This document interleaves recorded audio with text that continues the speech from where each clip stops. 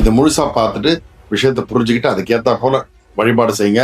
மிகப்பெரிய பலன்கள் கிடைக்கக்கூடிய நாள் இந்த ராமநவமி நாள். அகம் பிரம்மாஸ்மி.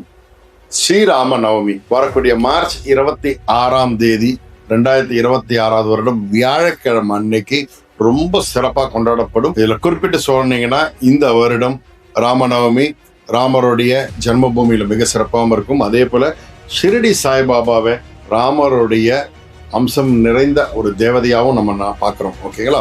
ராமருடைய பிறந்த நாள் தான் ஷிரடி சாய்பாபாவோட பிறந்த நாளை ஷிரடியில வணங்கிக்கிட்டு வராங்க. அப்போ எவ்வளவு ஒரு சிறப்பு.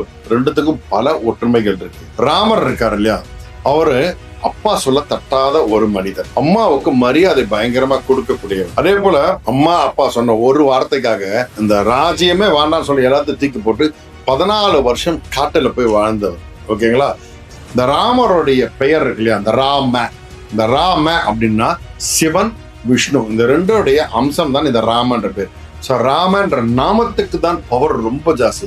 ஸோ ராம ராம ராம ராம ராமன் சொன்னாலே உடம்புல அவ்வளவு வைப்ரேஷன் வரும், அவ்வளவு ஒரு சிறப்பு அந்த பெயரை கொண்டு. இந்த ராமநவமி இந்த காலகட்டத்துல பாத்தீங்க வச்சுக்கோங்களேன், நீங்க உட்காந்து ராமநாமம் சொல்றது அவசரம். குறிப்பிட்டு பாத்தீங்கன்னா ஸ்ரீராம ராம ராமேதி ரமே ராமே மனோரமே சஹசிரநாம தத்துல்யம் ராமநாம வரானனே.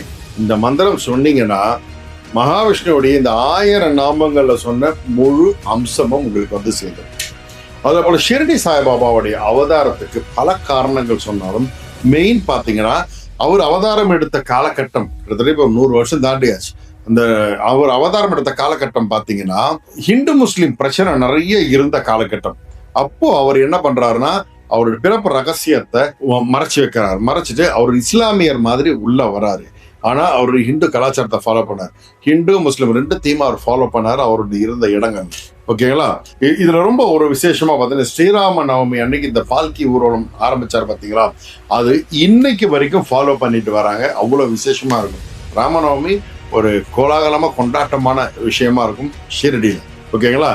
இந்த ராமநவமி அன்னைக்கு முடிஞ்ச அளவுக்கு காலில இருந்து நைட் வரைக்கும் ஓம் சாய் ஸ்ரீ சாய் ஜெய ஜெய சாய், ஓம் சாய் ஸ்ரீ சாய் ஜெய ஜெய சாய்ன்னு சொல்லிட்டு வந்தீங்கன்னா சாய்பாபாவுடைய அனுகிரகம் கிடைக்கும்.